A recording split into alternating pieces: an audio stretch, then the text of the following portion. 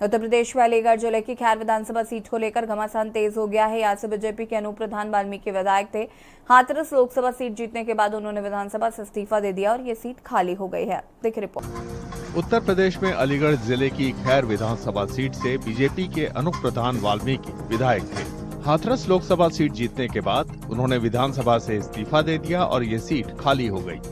BJP नेताओं को भरोसा है कि पार्टी न सिर्फ खैर में बल्कि यूपी की 8 विधानसभा सीट में जीतेगी।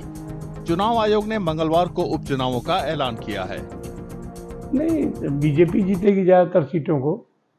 खैर को बीजेपी जीते, खैर बीजेपी की सीट है। क्या वजह मान रहे हैं आप इस चीज को? यही वजह मान रहे हैं कि योगी जी और मोदी जी का नेतृत्व है इस देश में और उन्होंने जो है इस देश का मान और सम्मान पूरी दुनिया में स्थापित किया है। इसलिए हर हिंदुस्तानी को उन पर गर्व है और इसलिए चाहते हैं कि बीजेपी सत्ता में रहे और ये उपचुनाव हम जीतें। राजनीतिक जानकारों का कहना है कि गठबंधन का लिहाज करते हुए समाजवादी पार्टी खैर सीट कांग्रेस को दे सकती है।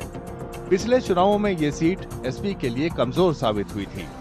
हरियाणा विधानसभा चुनाव में कांग्रेस की हार के बाद एसपी ने उत्तर प्रदेश की 10 में से 6 विधानसभा सीट पर उम्मीदवारों के नाम का ऐलान किया है। कांग्रेस उपचुनाव में 5 सीट मांग रही है। 2024 में जो उत्तर प्रदेश में एक बदलाव देखने को मिला, जिसमें बहुत बड़ी तादाद पे गठबंधन, इंडिया गठबंधन की सीटें उभर कर रही है और भाजपा को बहुत फुट में जाना पड़ा, तो ये आश्वस्त हूं मैं कि आने वाले 2027 में और ये होने वाले जो उपचुनाव है उसमें बहुत मजबूती से इंडिया गठबंधन आगे उभर कर आएगा और कांग्रेस की और समाजवादी पार्टी की आने वाले 2027 में सरकार स्थापित होगी प्रदेश में।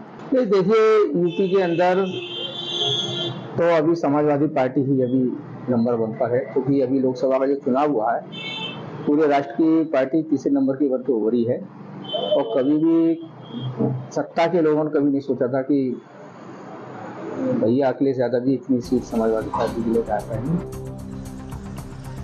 खैर के वोटरों के लिए मुख्य चुनावी मुद्दों में ट्रैफिक की परेशानी और बेरोजगारी है।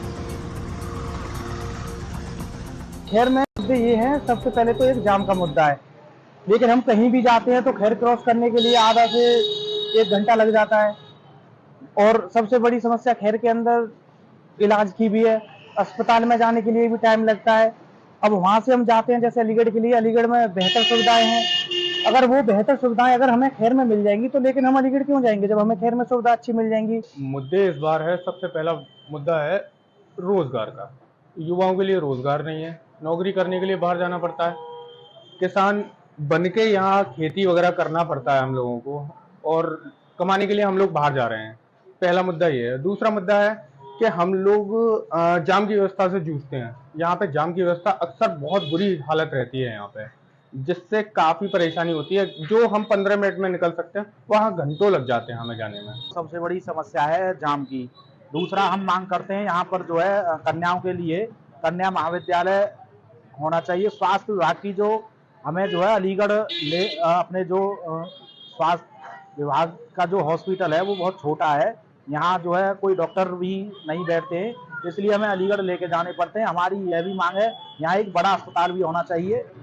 यही हमारी जो नए हमारे प्रत्याशी होंगे, जो भी विधायक होंगे, उनसे यही हमारी मांग है। उत्तर प्रदेश की 10 में से 9 विधानसभा सीट पर 13 नवंबर को उपचुनाव होंगे। मिल्कीपुर सीट के लिए उपचुनाव की तारीख का ऐलान नहीं किया गया है।